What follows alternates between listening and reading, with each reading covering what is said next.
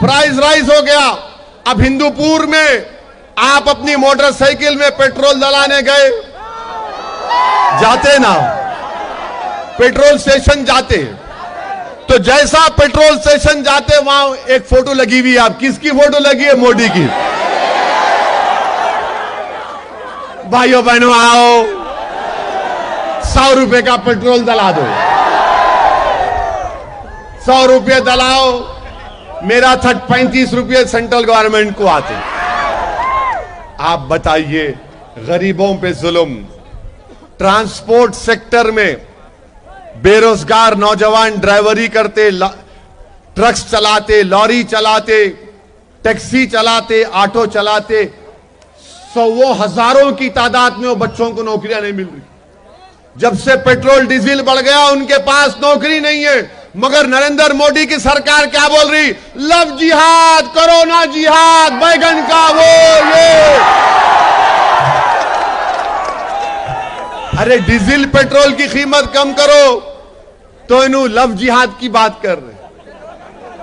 ये समझ में नहीं आया, मोहब्बत में जिहाद कहां से आ गया प्यारे? मोहब्बत में जिहाद कहां से आ गया? अंग्रेजी में क्या बोलते? लव इज ब्लाइंड, मोहब्बत अंधी होती। मोदी जी माशाल्लाह दिमाग वाले हैं, वो बोलो मित्रों लव जिहाद कर दो, लव जिहाद। अब अगर किसी को उत्तर प्रदेश में, उत्तराखंड में, हरियाणा में अगर अपना मजहब तब्दील करना है तो उसको कलेक्टर को जाके लेटर लिख के देना पड़ता। उन्हें 1 महीने का टाइम लेंगे, 1 महीने का टाइम लेके उन्हें देखेंगे, कहते कलेक्टर कि कहीं इस पे कोई दबाव तो नहीं डाल रहा, कहीं उसको कुछ वो तो नहीं कर रहा।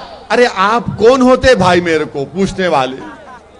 उन्हें अगर बालिग हो गया, अडल्ट हो गया, शादी कर सकते ना। मगर मोदी जी बोल रहे नहीं नहीं, शादी भी करना है तो मेरे से पूछ के करना। आप क्यों आ रहे भाई? हम उर्दू में क्या बोलते? क्या करेगा काजी जब मियां बीवी राजी। इन्हों ऐसा कानून क्या, क्यों कानून बना रहे? मुसलमानों से नफरत पैदा करो, मुसलमानों से नफरत पैदा करो। अच्छा, आज से 1 साल पहले 18 या 19 मार्च को लॉकडाउन हो गया था। लॉकडाउन हुआ था ना, याद है या भूल गए पूरे? मोदी जी क्या करे? टीवी पे रात में 8 बजे आगे बोले भाइयों बहनों मित्रों, अब आज रात से लॉकडाउन हो जाएगा। कितना टाइम दिए? 4 घंटे का। उसके बाद लॉकडाउन में क्या हुआ? करोड़ों लोगों की नौकरियां चले गई। कितने लोगों की नौकरी गई? करोड़ों लोगों की नौकरी चले गई। और खास तौर से वो लोग जो रोज मेहनत करके अपना पेट पालते थे, उनकी नौकरी चले गई। लाखों की तादाद में लेबरर्स जो मुंबई से, पूना से, हैदराबाद से, मुल्क के बड़े बड़े दिल्ली से बिहार को, कलकत्ता को जा रहे थे, यूपी को जा रहे थे, झारखंड को जा रहे थे। मोदी जी परेशान हो गए तो क्या किया उन्होंने? तवज्जो हटाने के लिए क्या किया? बोला कि ये मुसलमानों की वजह से कोरोना भारत में आया। कैसा आया? कोरोना जिहाद। और कहा ये तबलीगी जमात के लोग जिम्मेदार, ये तबलीगी जमात के लोगों की वजह से कोरोना आया। जबकि मुल्क में, भारत में सबसे पहला अगर कोई कोरोना का पेशेंट मिला, मालूम कहां मिला आपको? केरला में मिला। उन्हें कौन था? इटालियन था। उन्हें इटालियन था। मगर मुसलमानों से नफरत पैदा करने के लिए, इस्लाम से नफरत पैदा करने के लिए संघ परिवार और बीजेपी ने कह दिया तबलीगी जमात आने कोरोना जिहाद। आप बताइए, वाकई में तारीफ करना ये आरएसएस बीजेपी वालों की। क्या दिमाग है भाई, ओ परफेक्ट दिमाग। कोरोना को भी इन्हों कलमा पढ़ा दिए। बोले तो कलमा पढ़ ले, कोरोना कोरोना को बोले पढ़ ले अशहदु अल्ला इलाहा इल्लल्लाह व अशहदु अन्ना मुहम्मद रसूलुल्लाह। क्या बीमारी का कोई मजहब होता? कोई मजहब होता बीमारी का? बताइए आप। मगर मकसद क्या था कि अपनी नाकामियों की तवज्जो हटा दो और मुसलमानों पे डाल दो। तबलीगी जमात के लोगों को पकड़ा पकड़ी शुरू हो गई।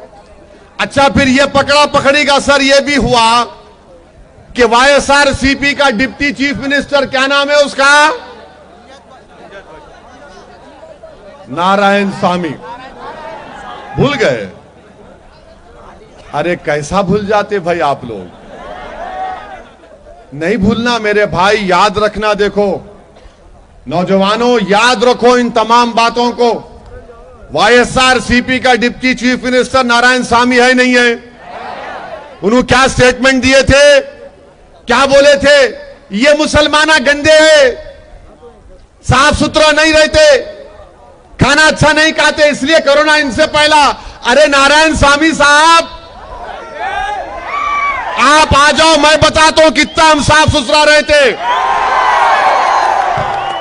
हम एक पेशाब का खतरा हमारे जिस्म पर गिर गया तो उसको साफ करते, अल्लाह की इबादत करना हमको।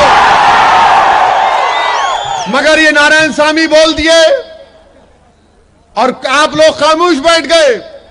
कौन नारायण सामी के खिलाफ आवाज उठाया? मैं हैदराबाद में बैठा था, मीडिया के लोग वापिस आए, मेरे से पूछे, मैं बोला खबरदार, अगर हमारे पोंगली उठाएंगे ठीक नहीं है, याद रखो। क्या एक्शन लिए YSRCP के लोग? हम यहां पे हिंदूपुर को आ रहे तो बोले मत आओ साहब, अच्छा माहौल है। आपका डिप्टी चीफ मिनिस्टर इस तरह की वाहियात बात किया, कोई कुछ नहीं बोलते। और माशाल्लाह आप लोगों को भी याद नहीं है। याद रखना चाहिए, क्योंकि हमेशा याद रखो, अच्छे वक्त में तो सब तारीफ करते, जब बुरा वक्त आता ना तो जब ही शैतान की जहनियत का अंदाजा होता हमारे को। जब इनके दिमागों में जो छुपा है, अल्लाह इनकी जबान से निकाल देता कि ये इनकी नीयत है, ये इनके अज़ाइम है, ये इनकी सोच है और ये इनकी नफरत है। मेरे अजीज दोस्तों और बुजुर्गों, तबलीगी जमात के लोगों पर जुल्म एक के बाद एक पकड़ कर डालते गए। नहीं इनका करे, उनका करे। कोरोना का कोई मजहब नहीं था, ना कोई मजहब है। अगर अमेरिका में फैल गया, 5 लाख लोग अमेरिका में मर गए अब तक, कौन फैलाया वहां पे?